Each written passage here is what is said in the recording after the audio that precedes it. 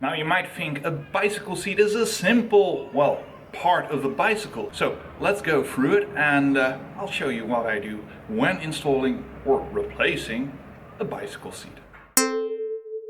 So the first thing I do is remove any bicycle, well, seat covers and bags. And then I measure the position of the bicycle seat. So let's do that.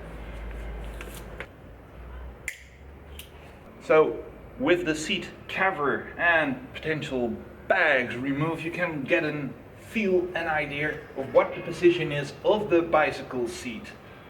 Now that is a reference both in height to the frame, to the ground, as well as to the axle, which is out of frame, but you know, the crank. Also, of course, the front position in reference to the steering, well, wheel, I would say. It ain't a wheel, but still. So let's get a measuring tape and measure this length, and I'm keeping this bicycle seat pin at this height, so that's not a real problem. So measuring the length, I get 43 centimeters, which is very interesting.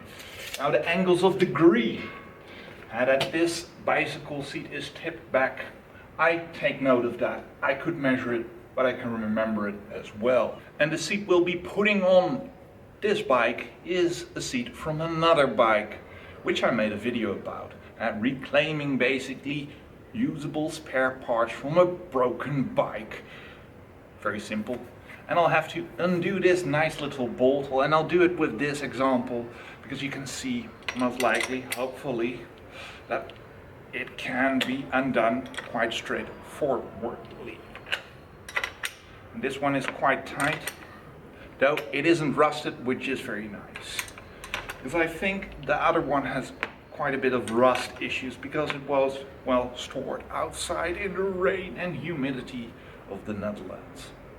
Right, so this one is undone, and as you can see, this is a simple attachment mechanism in which the bicycle seat can both be positioned in angle as well as partly in height, but most importantly in, well, reference to the steering wheel, because you can slip this bicycle seat a little bit to the front or the back with this attachment.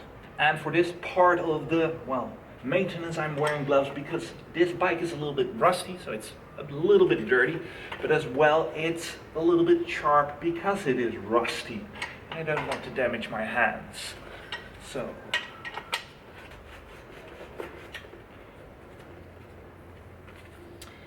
oh my, there's a spider web in here. That's not good.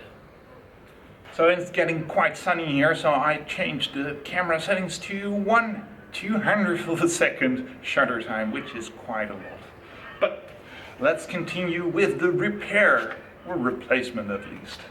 So I've got the new bicycle seat. I've untightened the nut here a little bit, and let's see if it fits. And it fits quite nicely. Now there is a bulge here, and I'll position it a little bit higher than the bulge to prevent it from, well, sticking and marring the bicycle seat pin. So for the first initial, well, fitment, I'll basically hand tighten it until it's, well, a little bit snug, but not too much. Now let's check the distance. We need a distance of 43 centimeters, and it's at 41. And I can't change that because there is no room right here to push the seat further back. With other bicycle seats, sometimes there's a little bit of room, but we went from 43 to, once again, a distance of 41 centimeters. The customer will have to deal with that, right? Now, the angle of attack, it has to be, well, untightened a little bit and then changed. That's too much. That's about right with this seat. Yes, I'm happy with that. So then it's time to retighten it in the proper position.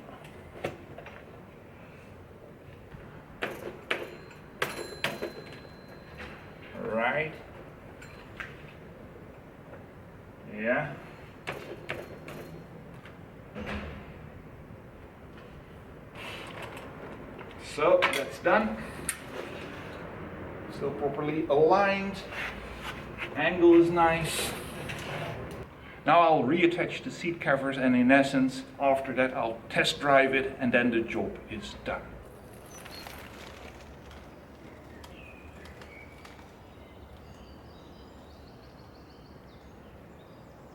So, this is Nikinanet saying, thanks for watching.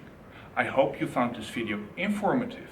Like or dislike this video. At your pleasure, of course, subscribe to the channel, and well, see you in the next video. Bye-bye.